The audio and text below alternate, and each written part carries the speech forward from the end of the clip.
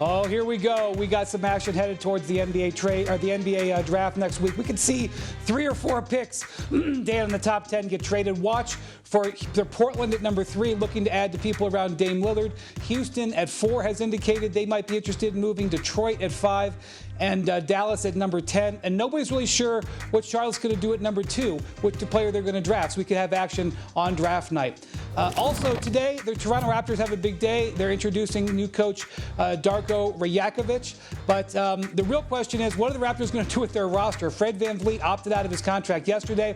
That was not unexpected. But what about Pascal Siakam? What about OG Anunoby? These are decisions they have to make. Those are players that they either going to have to extend this offseason or maybe look to trade. Which direction are the Raptors playing? That's a big offseason factor as well. And then last week, Michael Winger, the new president of the Washington Wizards, said he had been given clearance by ownership to do a complete rebuild. And that has left everybody in the league wondering, what about the future of Bradley Beal? Now, Beal has a unique contract, unlike anybody else's in the NBA. He has a no-trade clause, which means not only can he decide if he wants to leave the Wizards, but he can decide who and what he is traded for. It makes it extremely difficult to find a deal, and Michael Winger said he has not made up his mind yet. But that indecision has led teams to keep a very close eye on the Wizards, as they not only have Beal, but big free agents Kyle Kuzma and Kristaps Porzingis. Recognizing that he has that unusual level of control over this situation, Wendy, any sense of what the market might look like for Bradley Beal if he is available? Well, that's the thing, Dan. Normally when you think about a star player trade, you look at which teams have potential young talent, draft picks, and things like that. But with Beal, because he decides who he gets traded to, he doesn't just get to approve the team. He gets to approve what the package is that comes back for him.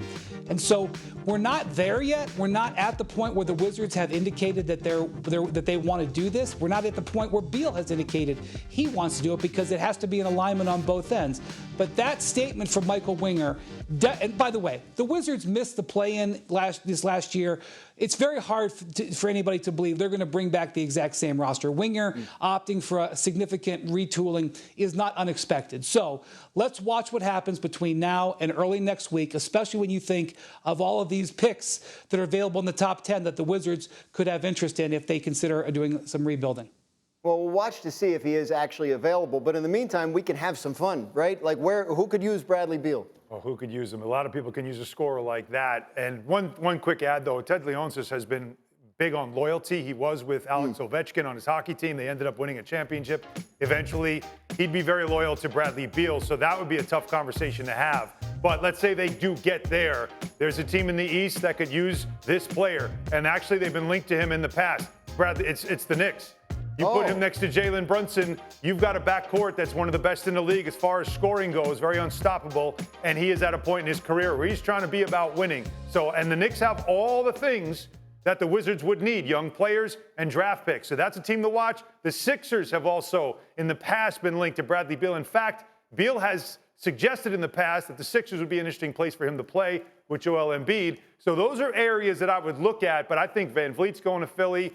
So I would imagine if he does become available, you would see the Knicks be very aggressive in trying to get him. Legs, what do you think? If Beal is on the market, where do you imagine him going? Yeah, he's always been mentioned in Philadelphia circles, and mainly because that fan base would love to see him, obviously. I look at it, even a team like Dallas. Let's see what happens with Kyrie. How would he fit alongside a guy like Luka? I mean, look, you say who could use Bradley Beal? Just about anybody, because he can just flat out score, and he can get his own shot against anybody. He's a better than average ball screen player too, if you want to just give him the ball as the initiator of your offense. He still has a lot left in the tank. He's not quite 30 years old, so he's got the number of years going forward where he can be part of a legitimate championship contender. So there's a lot of teams that would line up to get an opportunity to coach him. Thank you for watching ESPN on YouTube. For live streaming sports and premium content, subscribe to ESPN+.